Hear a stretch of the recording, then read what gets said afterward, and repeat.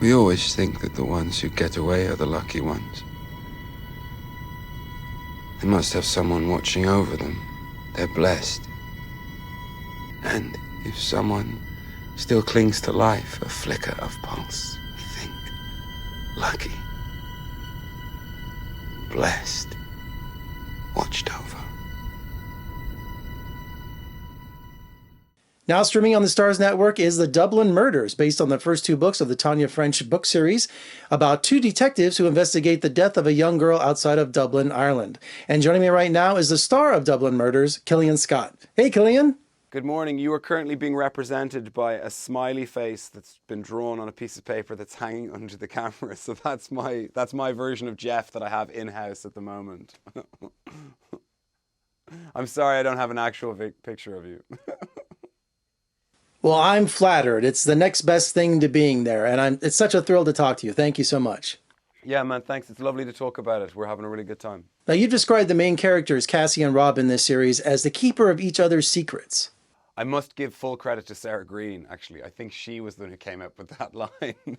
And we were in an interview, and they asked me a question about like the relationship between Rob and Cassie, and I went on this really obnoxious, long-winded, 5-minute sort of weird story. And then it came to Sarah, and she just said, they're the keeper of each other's secrets. And everyone in the room was like, that's perfect.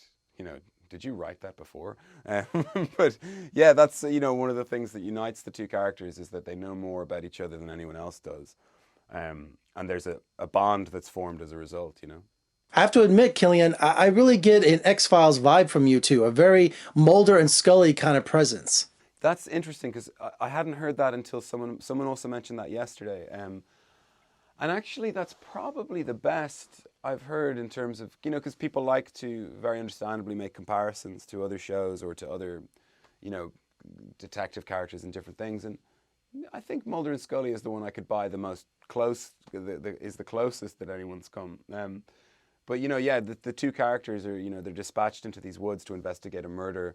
There's a suspicion for them that the murder this case might be connected to a case from 20 years previously of missing children that happened in those same woods. So there is this kind of supernatural, ominous quality that hangs over these woods and these two people.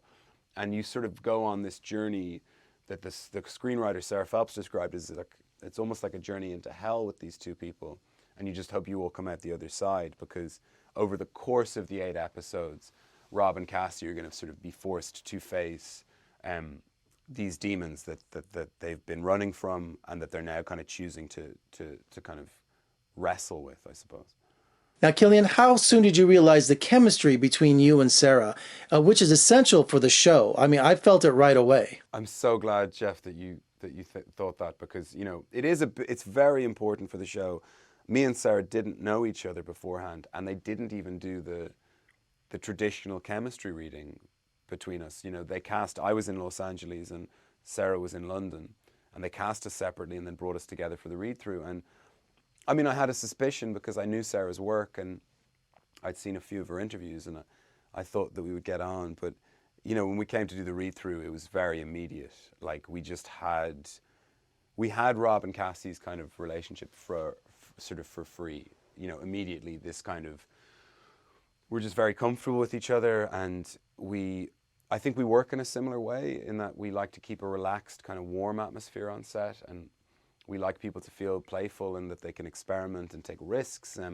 Because oftentimes I think with acting, it's like you want it to be in the moment, and if to be in the moment, you need to feel like you can just do things and not be too concerned about whether it works or it doesn't. And oftentimes in that act, you get the magic, these kind of unexpected deliveries or gestures or whatever the thing might be. And I just found working with Sarah is so easy. It's like she just brings this lovely presence to set that is really the kind of presence that I respond to as an actor, where you keep it as kind of light and warm around the camera as possible. Rumor has it, Killian, you only had a few short weeks to read the books. Yeah, I think I got the role about 3 weeks out of filming. So, the first thing I did was I went to a bookstore on Sunset Boulevard, a place called Book Soup, and I went in and asked about Tana French's work, and I was like, do you guys have anything by this author? And they were like, well, yeah, but we're totally sold out. So immediately I thought, well, that's a good sign. And, it made me very excited to then read the first novel, which I did, in the space of about a week. And then we were very much into the screenplays and into beginning filming. So I didn't have the chance to sort of continue. But yeah, there's a series of novels, and, our show is dealing just with the first two. But I think, on the basis of how the show is received, I think they're hoping to continue making the books. And there's a lot of sort of very rich characters that kind of continue throughout that series of novels, So the show was shot 6 months in Belfast, and it was also shot in Dublin, Ireland. We were 7 months actually in total. We spent a lot of time in Belfast, and we spent some time in Dublin. And, it's interesting because Belfast is where they filmed Game of Thrones. So we had access to sort of the best crew available.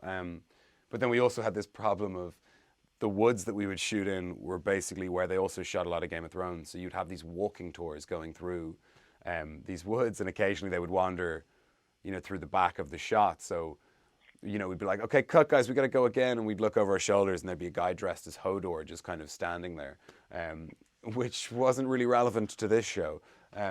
But, yeah, it's lovely. I love, I don't get to be in Ireland as much at the moment as I would want to be. So to get to go back to film something was sort of the perfect situation, really.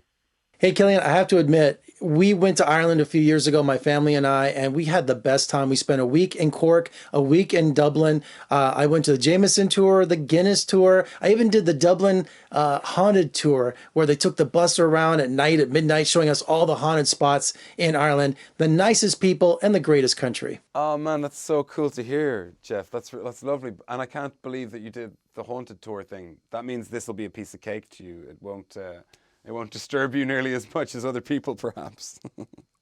Now, of course, we were there in July. It was the hottest July in Ireland's history. And, Europeans, they don't love air conditioning. But we went to Dublin. There was a brand new American hotel, so we had air conditioning. But right across the street was this brand new stadium. And there was all these people going in for some sort of sporting event. And we went to see a championship hurling match. And I had no idea what the sport was about or which team to root for. So I picked Tipperary. Look, here's my shirt that I bought. And and get this, I even bought a hurling stick. Can you imagine trying to get this through airport security? It was a nightmare. Of course, yeah, because that sport, 30 men running around with these, with these sticks and the little kind of, it's called a schlitter, but it's like a cricket ball. But yeah, you must have been staying near Lansdowne Road then, I think. Or was it near Croke Park? I can't remember. I don't know which. Don't remember, but I just remember that we just followed the crowd in and watched this incredible game. It was wild. And I'm a Tipperary fan because you can't see it, but I'm holding up the shirt right now. I bought a shirt to take home with me too. Oh, that's so cool, man. Yeah, that's a great, unique experience to get to do, to get to have while you're in Dublin. That's great. Well, Killian, congratulations on Dublin Murders. And when you have a chance, come visit us in Las Vegas, which I hear you give a shout out to Vegas in the series. Yeah, there is a reference.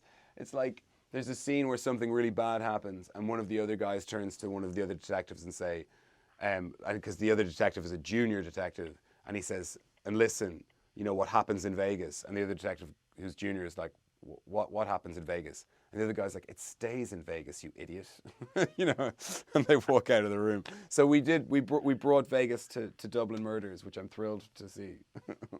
Well, thanks again for the shout out for Las Vegas and Dublin Murders, and come visit us soon. That's great, Jeff. I'd love that too, man. Hopefully it'll happen soon. Thanks again, Killian. Best of luck. Thanks, buddy. Cheers. In between hurling matches, you can check out the new Dublin Murders on Starz, streaming right now. And for more reviews and interviews, surf on over to my website at vegasfilmcritic.com. I'm Jeffrey K. Howard in Las Vegas, who's an Irishman at heart. Thanks for joining me. I'll see you next time.